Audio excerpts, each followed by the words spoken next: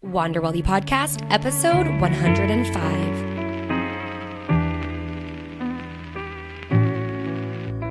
Hello, my friends. Welcome back to another episode of the Wander Wealthy Podcast. My name is Tess Wicks. I'm the host, and today we're doing another solo show. I have lost my voice, so you get this raspy little noise machine going on. And today in the show, we're going to talk about the 7 most common money mistakes I see online business owners make.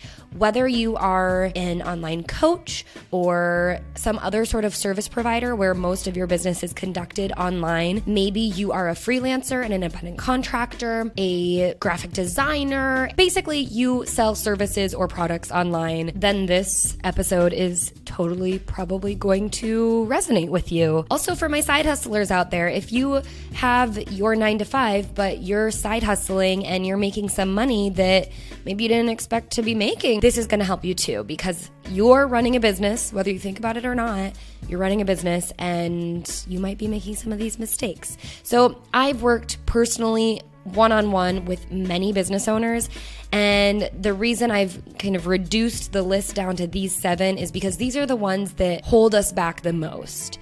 And you'll find that it's not some of the little things that you might think, like, oh, not writing certain things off on your taxes. It's some of the bigger things that are really keeping you from growth and even just like personal mindset growth, let alone the actual financial component of growth. So we're going to dive into it. Before I do want to mention, I'm going to go more into detail at the end of this episode about a special workshop I'm hosting at the end of the month. By the way, welcome to May, you guys. Can you believe it? I'm going to host a workshop, the Guilt-Free Spending System workshop, but this time it is specifically geared to those of you who are online business owners, freelancers, self-employed folk in general. You're making your own money and you got to figure out what to do with it. It is really going to be structured around guilt and fear around making money or charging more, but also figuring out how much you should be paying yourself and just getting you started with understanding the financial management that goes on in a business and also your personal life. Because so often I find, and this is going to get me into mistake number 1, we tend to avoid the fact that our business finances are important, and even more so, our personal finances are important as someone who runs a business. So let me get into this. Mistake number 1 of today's 7 is avoiding. And it's basically like avoiding the money stuff altogether. Now, I totally understand, sort of. Like, my business is about money, so I tend to not neglect as much, but I can totally relate to those who are much more in the business of you just want to make an impact and change the lives of your clients and your customers.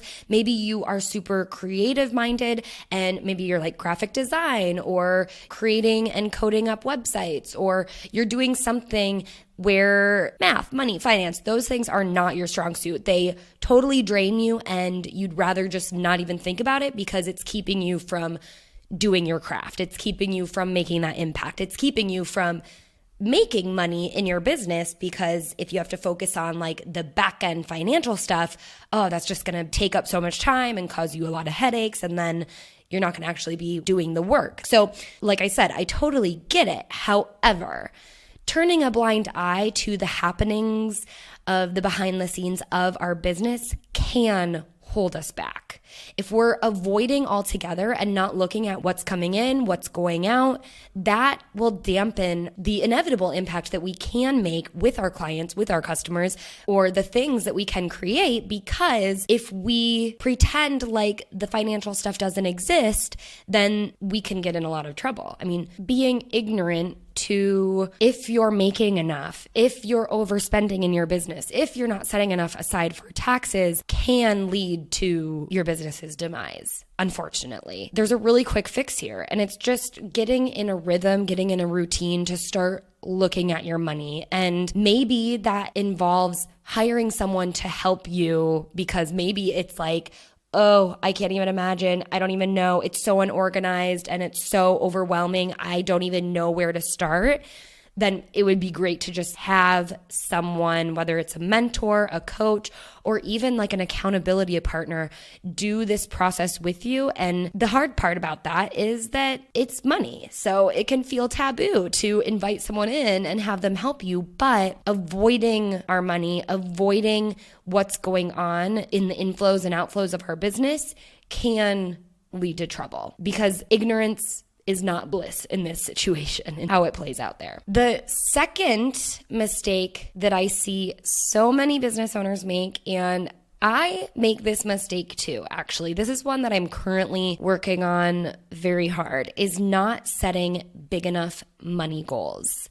So whether you're a freelancer or you're a business owner, finding your own customers and bringing them in and having them purchase your products or services, we all do this. There's so many reasons why we do this. I can't even get into it, but in a lot of ways, it stems from our past goal setting exercises and how we've let ourselves down by not achieving those goals. And it's funny because we all get so excited about goal setting. I think if you're a business owner and whether you want to impact more lives, get more clients, customers, or just be able to create more, we all want to set those goals. The problem is we do it once, and then usually at the beginning of the year, or maybe like the end of last year, and then we never look at those goals again. Or maybe we review them 6 months, 9 months, even 12 months later, and we're like, well, so much for that. I should never set goals because I never commit to them. I think the reason we're not setting big enough goals is because we're not even following through on our smaller goals. We also have a lot of blocks around putting these big numbers out there when we have no idea how to accomplish them right now. And that goes into a lot of like brain chemistry and brain work, where your animal brain is going to freak the F out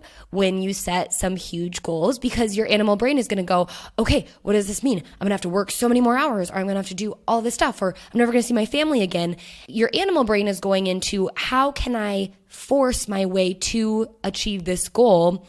And most likely, if your goal is big enough, it's impossible to actually work enough hours or get enough clients at your current rate of work and pricing and all of that to achieve some of these really big money goals. And that is why we avoid setting them in the first place, because maybe we've dabbled in setting somewhat large goals, we've fallen short, and we exhausted the animal part of our brain that wanted to go to work and figure out how to do it without really considering the fact that we might not be able to hustle our way towards these goals, in the sense of working extra hours, taking on more clients, creating more output alone. And that's where you have to get out of your animal brain and think much more creatively. But so many of us are uncomfortable to do that, are uncomfortable to face these large goals, quiet the animal brain that's trying to figure all of this stuff out as fast as possible, and trust that it's going to take time, and it's also going to take creativity, innovation, probably raising your prices and doing a lot more uncomfortable stuff that will get you to those big goals. We don't even do that though. We don't even set the goals because we've experienced some sort of discouragement or not following through on our own commitments to ourselves in the past with smaller goals, that setting these big goals seems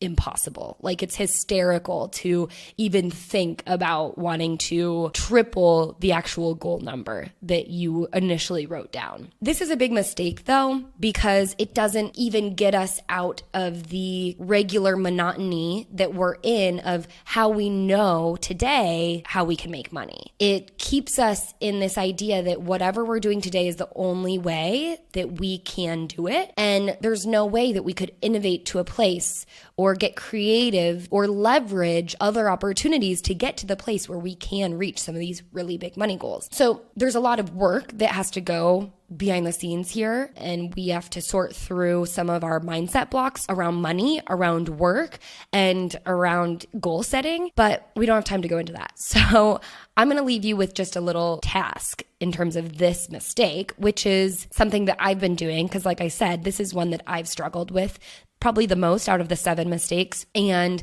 my task for you is to just set, let's do revenue. What do you want to make in your business between now and the end of 2019?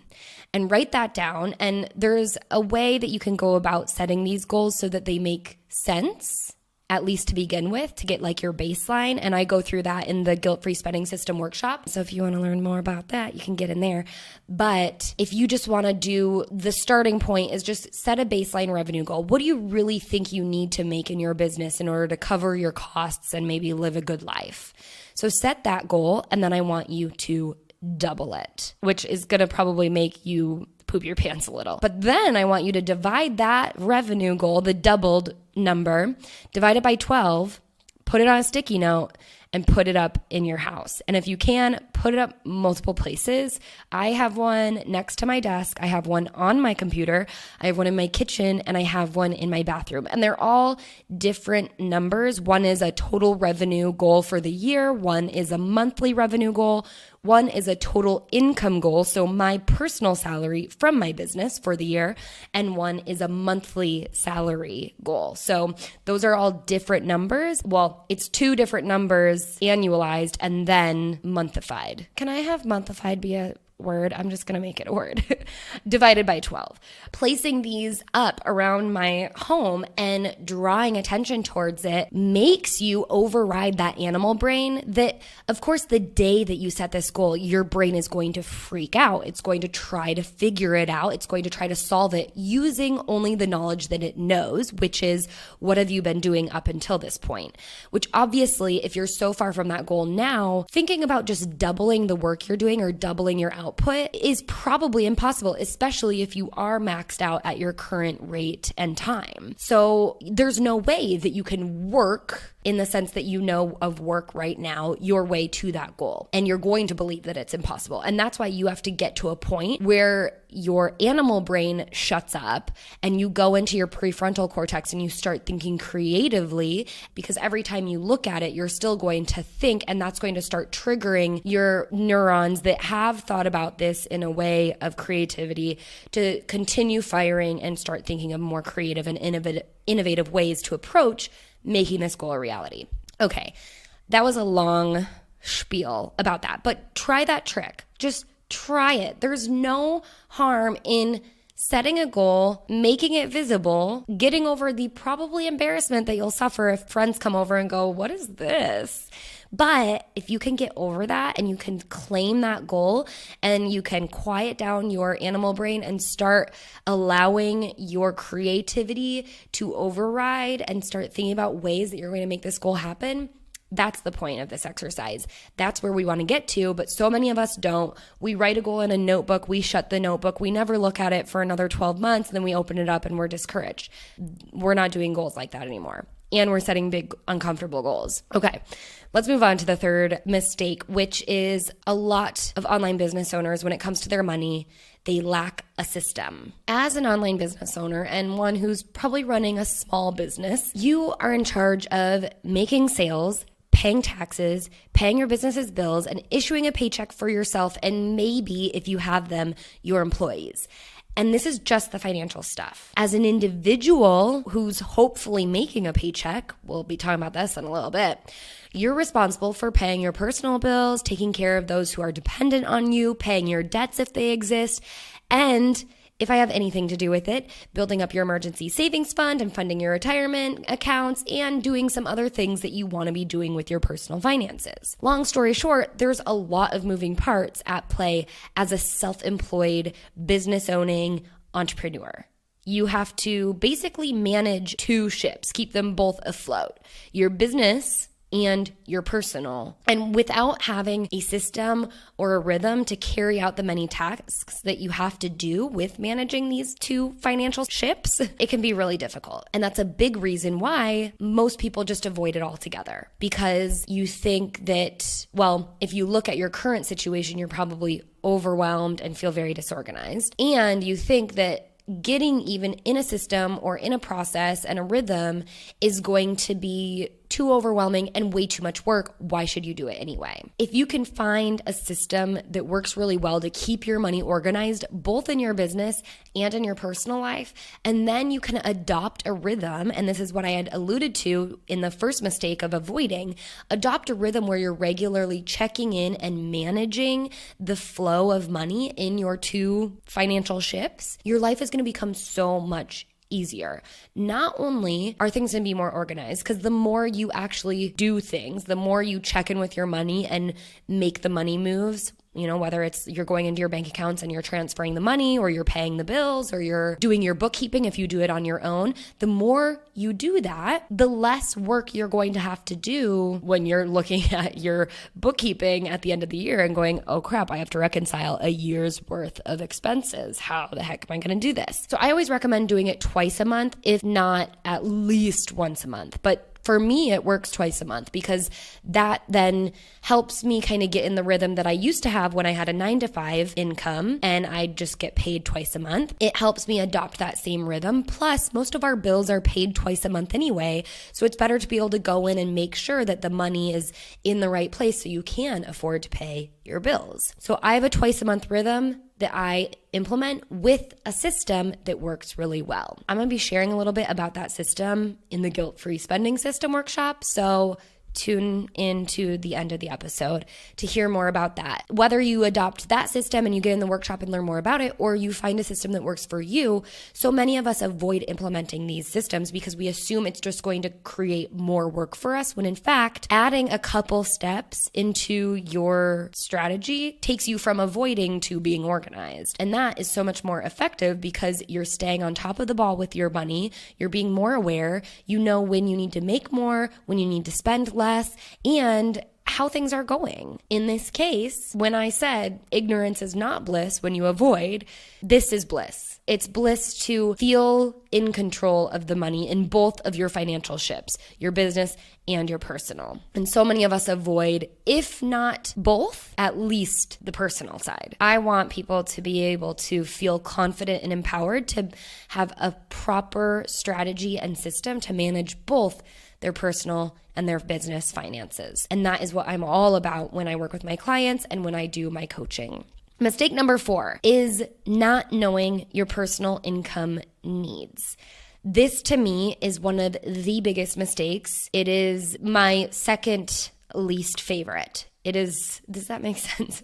It is the second to last mistake in terms, if we were to rank the mistakes from not nearly as bad to the worst. Not knowing how much money you need to make in order to sustain your personal life and lifestyle. Now, I totally get that some people, when they're starting their businesses, they know that they need to scale back their life in a way. But what I find more common is that people won't scale back their life, but they don't understand that the money they make in their business is responsible for paying for their life in terms of a salary, which you don't have to properly call it a salary, but you do have to figure out what your business needs to pay you to keep your lifestyle afloat, as well as maintaining the other expenses that your business is responsible for.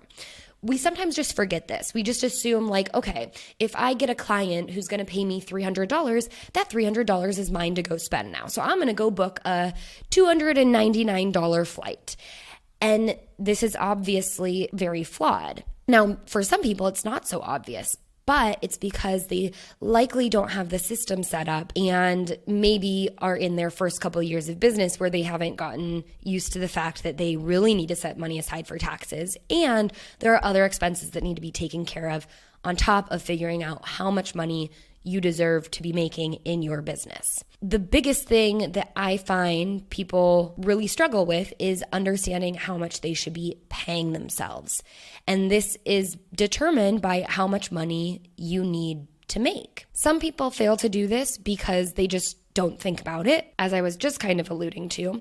But other people don't do this because they don't believe that they're making enough money in their business to cover a personal income that they would need in order to continue sustaining their lifestyle. But this is a huge mistake in and of itself, because if your business is your only income generator, you need to figure out what your business can reasonably afford to pay you.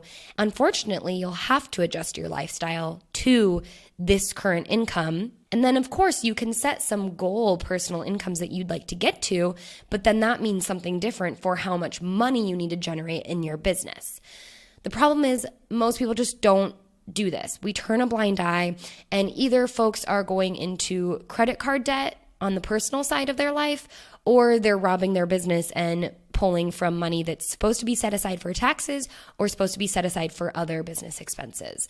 So this is such an important step, and it is probably one of the harder steps to implement because you really do have to get detailed with understanding how much money your personal life costs and understanding that in some cases there's some costs that you can run through your business aside from your personal life. So this is a big whole process that I typically take a client through in understanding how much does your life cost and what does that mean then that what your business has to pay you.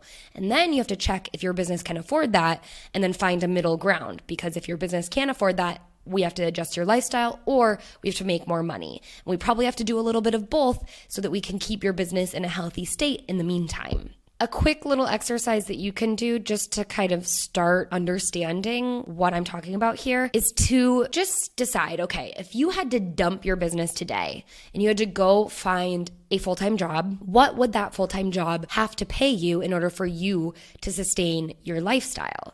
So completely forgetting about all the business expenses that you have and just focusing on, okay, I am going to go become a W-2 employee and I need to negotiate an amount of pay, and I'm going to look at how much my life costs so I can understand how much do I need to get paid. And you don't have to worry too much about the taxes component, because when you run a business, you can set it up so that your business pays your taxes for you. That's a whole nother story. But just understanding, like, what are all of your break-even costs in terms of your rent/mortgage, your insurance, your debt payments, if you have those, your utility bills, your car, your phone. What does that cost? And what does that mean then that maybe your business has to help you cover? All right, moving on to the fifth mistake that so many business owners make. It is believing our income blocks. Oof, this one is tough. And if you're like any other human on the planet, you have some sort of income block. You can basically determine what your income block is by looking at your current income, right? Just look, what are you making right now? That is kind of your set point for how much money you believe you can make. Another thing that we tend to do when it comes to having income blocks is we make vows to our family, because when we grow up in a family unit, we want to be part of the pack. We want to, like, that is our animal instinct, is to be accepted in the family unit, in the herd, in the pack of wolves. And our family has an income block. And as a vow, as a loyalty vow that we take to our family unit, we basically vow that we will not make more money than our family in order to stay accepted in this pack that we are trying to be a part of. Now, it might not just be vows to family stories and money stories that you had growing up, but it can also be income blocks that you've adapted from past experiences. Maybe in your old W-2 job, you made a set income and now you've left, but you're doing something similar, and you believe that the income from your past experience is really how much you deserve to make based on the value that you believe you put out there. This is so flawed for so many reasons. There's obviously additional costs that you incur as a business owner, so you need to raise that income block. There's just the fact that you probably deserve and should be able to make more money on a personal income level, but you're not believing it because of your past experience from old jobs. And in addition to that, we're all very aware of the gender wage gap, I'm sure. And so if you do have this income block that is reflective of your old income from a W-2 salary position, then you're bringing forward that wage gap even into the future. And what I find from some research that I've done, even more enlightening, is that actually, it's not just the companies that are applying this gender wage gap to us. In a lot of ways, it's ourselves, especially as female small business owners. The data suggests that self-employed women make 72 cents on the dollar that a self-employed male would earn. And you can compare that to the data in the corporate space, which states if we're just looking at women as the general population compared to men, women are making 80 cents on the dollar. So self-employed women are charging even less than their male counterparts compared compared to what employed W-2 women are making. And the other thing I found interesting was that this 72 cents on the dollar was despite 70% of these self-employed women reporting that they make as much money or more as they did when they were traditionally employed. So even if our income block isn't necessarily what we used to make, maybe we are making more, we're still undervaluing ourselves. We're still undercharging for what the value we're able to bring through our work is worth. There are so many other reasons we have these income blocks and so much more to dig into here. But I think that this is one of the hardest mistakes to overcome, along with setting those big goals, because it's much more on a mindset level and there's a lot less tactical work that we can do to just quickly fix it. We have to do a lot more long-term, less comfortable work when it comes to fixing our money mindset and those income blocks that we've created for ourselves. And then we have to go beyond that, break those blocks, and believe that we can charge more, that we can make more money. And that doesn't mean something bad about us or greedy about us or anything else that's going on in our minds when it comes to thinking about our ability to make and earn more. The sixth big mistake that we make is kind of next level from believing those income blocks, and it is not believing in our own prices. I have recently published a blog post on creating purpose-driven pricing, and it comes from creating purpose-driven revenue goals. But when you create purpose-driven prices, you now have a way to back up the prices you put on your products and your services, or that you're charging even on an hourly basis. I remember I used to charge so little for my hourly content marketing work. And one time I did the work where I actually calculated out what it was going to take for me to be able to have a thriving and sustainable business. And what that meant I needed to charge per hour. Really quickly after that, I got presented with an opportunity to do a 3-month contract. They wanted 40 hours of my week. And I was like, okay, well, I know what I need to make on an hourly basis through my business so that I can pay taxes, I can pay all my expenses, I can have a little bit in profit because that should be important, and I can pay myself. And it was a big number and I was really uncomfortable with it initially. But because I did the work of figuring out why my price needed to be at that rate, and I also had to do some of that work on income, but also believing the value that I was providing to this company that wanted to hire me, I presented them with that hourly rate and they took it. And I think that was the biggest eye-opening experience for me. I think the reason it worked, I say worked like, oh my God, I tricked them. No, it was so data-backed and rationalized and worked out. And I knew that this was the dollar amount I needed in order to provide the best value I could so I could keep my business afloat and keep myself afloat. So it made sense when I went to them and I presented it in a way that like, this is what I expect. This is what I know, that I'm a serious business owner and this is how much I need to make if you want to take 40 hours of my week. And they didn't bat an eye because I came with confidence. And there wasn't any self-doubt or any lack of belief in the value that I had tied up into each hour that I was basically selling them. So whether you're selling your services on an hourly basis or you're pricing a coaching package or you're selling something else, doing the work to understand what's going into that pricing, understand that if you're running a business, it's not just about like you being able to go buy yourself a coffee on a personal level. It's about being able to pay all of the costs that go into running your business, which even if they're low, you still need to include them. And then also considering that you have to pay taxes. That's like just the truth of making money and not having a company set the taxes aside for you. And then also considering the fact that you need to pay your own bills. Because if you can't pay your own bills, how the heck are you supposed to show up and be your best self in running your business? And once you can build prices with that mindset and knowing also that the value can back it up, you're gonna be so much better off. And so many of us just sabotage We go into self-sabotage through our pricing because we are fearful that people are going to gasp or never going to buy. We're never going to find the right people to pay us that amount. But there is a price tag to what we bring. We can totally provide the value and rise to that occasion of that price tag. But there's also a price tag in the fact that we need to live our life and our business needs to be successful. Because if we're not able to pay our business's bills, let alone our own, then there's going to be no business anymore. So pricing properly is so important. And I will link in the show notes the blog post I wrote on purpose-driven pricing and how you can go through the work to create your own purpose-driven prices and how you can tweak it for yourself. This is also another thing that we dive into a bit in the Guilt-Free Spending System workshop. So again, you can check that out.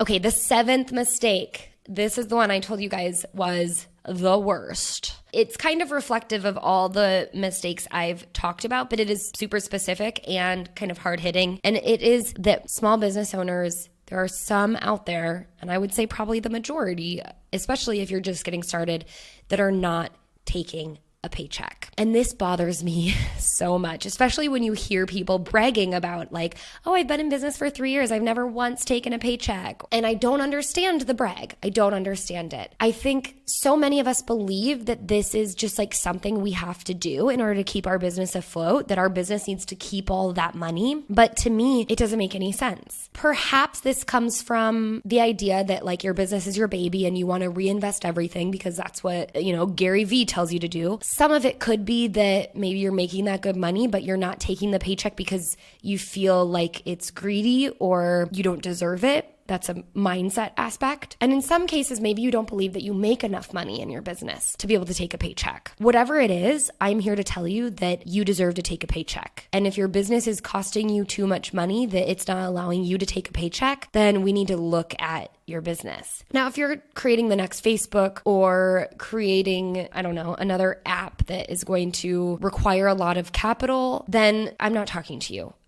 I don't have any experience in financial coaching with that type of business owner. The business owners I primarily work with are online coaches or freelancers and other folks who are selling their services. So very much service-based business owners. And if you are a service-based business owner, then likely your business doesn't require that sort of capital. Even though you might think it does, it's not sustainable for you as a business owner who is providing a type of service to never take a paycheck. It's just not going to work like that. That's not how successful businesses are run. And so we really need to reframe the thoughts around taking a paycheck and what that really means and rediscover that, or maybe discover for the first time, that your business can afford to pay you if your business is making money and you don't have unreasonably high expenses, which is something you might want to reconsider in your business model if those expenses are unreasonably large. But not taking a paycheck to me is an excuse almost, an excuse to not face the reality of the financial aspect of your business, or an excuse to not raise your revenue goals and really force yourself to rise to that occasion. An excuse out of fear that you are going to have to work so much harder in order to make enough money, in your mind, in quotes, make enough money to be able to finally take a paycheck. I think it's one of the most sabotaging things to say and decisions to make. Now, there is like a but, and that but is if you have other ways to support and sustain yourself, then that's fine, that's reasonable. But if the goal is to build your business to a point where you can run your business full time and you don't have to rely on a partner or a parent or a spouse or your 9-to-5 job, then we need to get real and really start considering that aspect of taking a paycheck from our business. But so many of us just don't do it for the many reasons that I've already listed. So this is the 7th. And the last thing I want to leave you all with is this idea that, we don't believe that we're making enough money, or we feel guilty taking a paycheck, or we believe that our business has to keep all that money inside. And I'll challenge you that once you recognize, you go through some of these mistakes, you add up and figure out how much do I need to pay myself in order to sustain my lifestyle.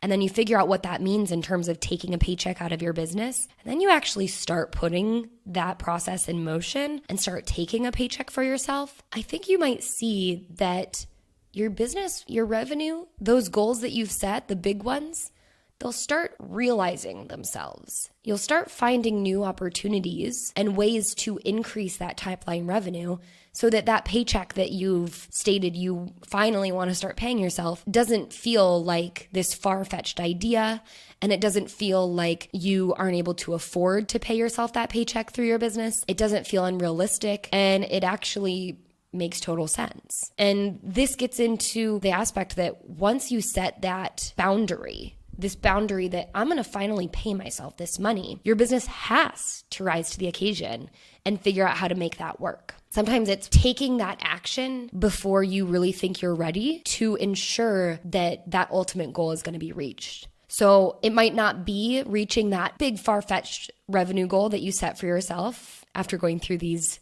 money mistakes, but you might get one step closer because you've started to set some of these other things in motion, pricing your services or your products for purpose, taking a paycheck, determining what you need in income, and then starting to pull that out, setting money aside for taxes or profit, or even, committing to making some big investment through your business while also still taking a paycheck and forcing your business to open itself up to these new opportunities, these innovative, creative ideas that don't mean you're going to have to work longer hours or figure out how to create more of whatever you're creating to sell, but finding ways to innovate and get to that big ultimate goal eventually. So these are the 7 money mistakes. I'll just go through and review them quickly as we round out this episode. The first is just avoiding their money altogether. Second is not setting big enough money goals. Third is lacking a system and a rhythm. Fourth is not knowing your personal income needs. 5 is believing our money blocks, our income blocks specifically. 6 is not believing in our own prices and pricing structure. And 7 is not taking a paycheck from our business. So I have a whole blog post on this that I will also link you to from the show notes if you want to revisit in reading form. I went off script a little bit here, so you'll get a little bit of, 2 different ideas and different examples by reading through the blog post as well. And also, if you're ready to start implementing some of these or having someone walk you through how to go about getting your finances in order, both in your business and your personal life, then I invite you to join the Guilt-Free Spending System workshop. You can go to wanderwealthy.com/GFSS, short for Guilt-Free Spending System. This is for business owners who are ready to feel better and manage their money with ease and take the guilt out of the process of money and business and personal life. So head on over there. I'll link it up in the show notes. I'll put it in the podcast description, and it is also linked up in that blog post with the 7 money mistakes as well as the purpose-driven pricing blog post. So everything will be linked up in the show notes. You can get the show notes by going to wanderwealthypodcast.com/podcast/episode 105. I'd love to know what you think about this episode. If you will, go ahead and share it on Instagram or Facebook, and make sure you tag me at Tess_Wicks on Instagram, or you can tag the Wander Wealthy page on Facebook at Wander Wealthy. And I can't wait to hear what you guys think about this. I would love to see you on the wait list for the workshop, and I will let you know as soon as possible when those workshop doors open up. But you can read all about it by going to wanderwealthy.com/GFSS. And until next time, y'all, I hope you wander wealthy.